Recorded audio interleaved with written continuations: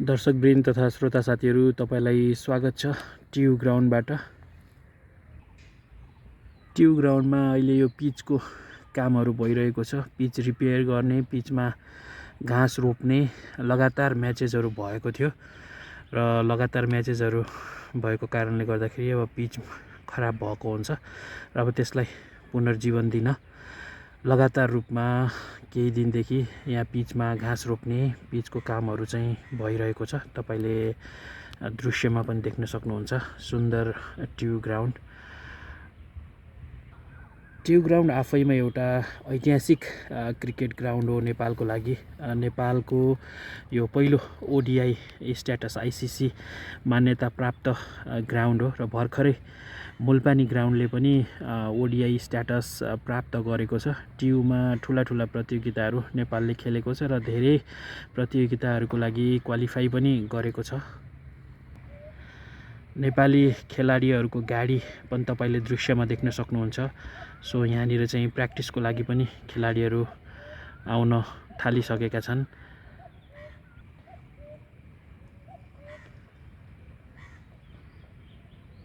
यो indoor practice गर्ने ठाउँमा चाहिँ खेलाडीहरूले प्र्याक्टिस गरिरहेको छन्। आज लगातार पिच बनाउने काम अहिले चाहिँ भइरहेको छ ट्यु ग्राउन्डमा।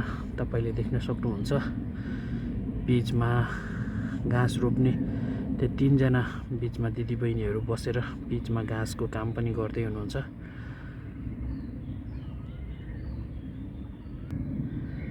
सुन्दर छ, भौगोलिक रूपले पनि सुन्दर ठाउँमा अवस्थित छ र ग्राउन्ड पनि निकै राम्रो छ। यो त्रिभुवन यो युनिभर्सिटी भित्र रहेको ग्राउन्ड हो।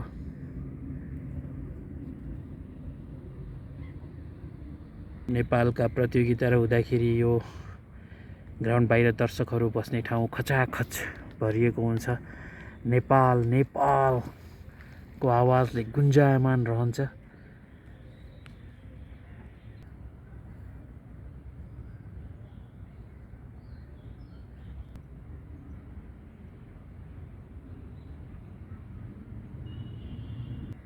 ट्यु ग्राउन्डमा भर्खरै मात्र एसिसी प्रिमियर कप 2023 सम्पन्न भएको छ भने अब त्योभन्दा अगाडि चाहिँ लिग 2 को सिडब्ल्युसी लिग 2 को फाइनल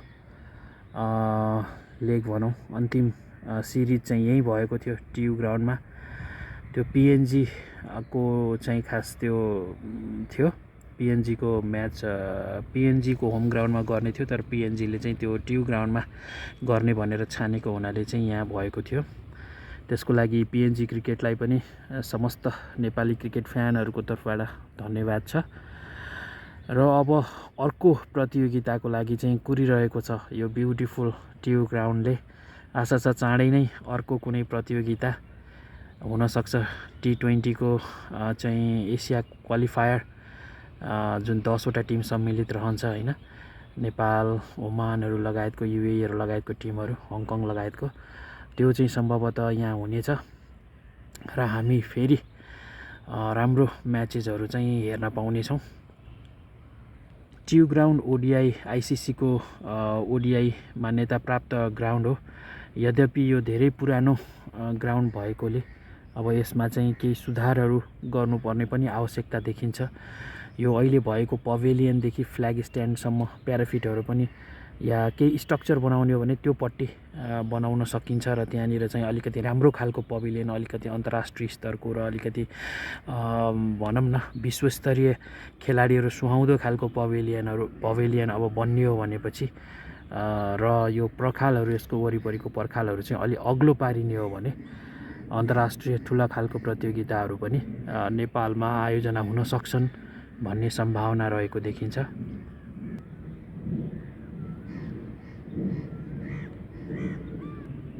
भर्खरै मात्र सम्पन्न भएको एसिसी प्रिमियर कप नेपालमा आयोजना हुँदाखेरि नेपाललाई धेरै किसिमको फाइदाहरू पनि भएको छ। नेपाललाई सबैभन्दा ठुलो फाइदा भनेको चाहिँ नेपालले पनि प्रतियोगिताहरू आयोजना गर्न सक्छ भन्ने फेरि एकचोटि प्रमाणित भएको छ भने मुलपानी क्रिकेट ग्राउन्डले पनि ओडिआई आयोजनाहरू गर्न पाएको छ र त्यसले पनि अन्तर्राष्ट्रिय मान्यता पाएको छ औपचारिक रूपमा। त्यसको साथसाथै अब मुलपानी क्रिकेट ग्राउन्डमा धेरै सुधारहरू भएका छन् र यसलाई अब इयर राउन्ड नै त्यसरी मेन्टेन गरेर राख्ने पनि भनिएको छ। भनौँ न प्रतियोगिताहरू नेपालमा धेरै पछि एसिसीको प्रतियोगिताहरू यसपालि आयोजना भएको थियो। यसले थप प्रतियोगिताहरू आयोजना गर्ने ढोका खुल्नेछ भन्ने विश्वास गर्न सकिन्छ। समग्रमा एसिसी प्रिमियर कप नेपालको आयोजनाको हिसाबले पनि सफल रह्यो भने प्रतियोगिताको हिसाबले पनि नेपालले चाहिँ प्रतियोगिताको चाहिँ विजेता बन्दै नेपाल एसिया कपको लागि पनि क्वालिफाई भइसकेको छ। अब चाँडै नै हामीले नेपालका हाम्रा खेलाडीहरू ले चाहिँ विश्वस्तरीय खेलाडीहरूसँग प्रतिस्पर्धा गरेको देख्न पाउनेछौँ। नेपाल चाहिँ एसिया कपको समूहमा चाहिँ भारत र पाकिस्तान सम्मिलित समूहमा रहेको छ। भारत र पाकिस्तानसँग नेपालले खेल्न पाउनेछ। नेपालको लागि यो गौरवको कुरा पनि हो। राम्रो एक्सपोजर र नेपालले आशा छ नेपाली खेलाडीहरूले पनि राम्रो फाइट गर्नेछन्, राम्रो खेल डिस्प्ले हुनेछ भन्ने विश्वास गर्न सकिन्छ। पछिल्लो समय नेपाली क्रिकेट टिम लयमा पनि छ। मोन्टी देसाईको आगमनसँगै माइन्डसेट निकै सुधारिएको छ, टिमवर्क निकै राम्रो देखिएको छ टिममा। सो आशा गर्न सकिन्छ हामीले कि हाम्रो टिमले राम्रो खेल प्रदर्शन गर्नेछ भन्ने कुरामा चाहिँ आम क्रिकेट प्रेमीहरू ढुक्क हुनुहुन्छ।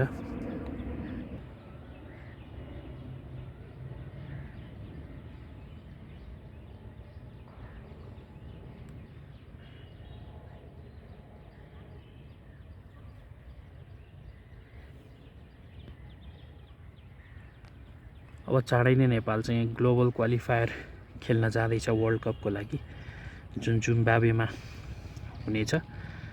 त्यहाँबाट 2वटा राष्ट्रहरू चाहिँ वर्ल्ड कपको लागि, जुन इन्डियामा हुने वर्ल्ड कप छ त्यसको लागि चाहिँ क्वालिफाई हुनेछन्।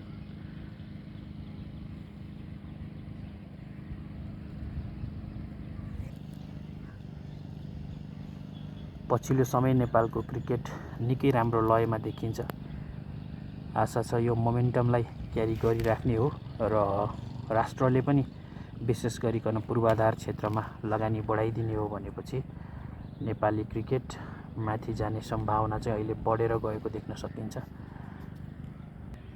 हुन त 2014मा पनि नेपालले T20 वर्ल्ड कप बङ्गलादेशमा खेलेपछि निकै क्रिकेटको लागि चाहिँ निकै राम्रो ढोकाहरू खुलेको भन्ने कुराहरू भएको थियो। यद्यपि त्यस लगतै कोभिड पनि र विभिन्न कुराहरू भएको कारणले, कोभिड त लगतै नभनौँ 2019को लास्टबाट सुरु भएको होइन, बिचमा भनेअनुसार चाहिँ नेपालमा त्यति राम्रो भएन क्रिकेटमा। आशा छ अब यो सँगै राम्रो हुनेछ। ग्लोबल क्वालिफायरमा र एसिया कपमा पनि नेपालको टिमको प्रदर्शन चाहिँ राम्रो रहने कुरामा आम क्रिकेट प्रेमीहरू चाहिँ ढुक्क छन्। नेपालले राम्रो खेल डिस्प्ले गर्नेछ। खेलमा जित हार भन्ने कुरा चाहिँ सामान्य कुरा हो, तर राम्रो खेल, राम्रो प्रतिस्पर्धा चाहिँ हामीले हेर्न पाउँछौँ भन्ने कुरामा विश्वास गर्न सकिन्छ।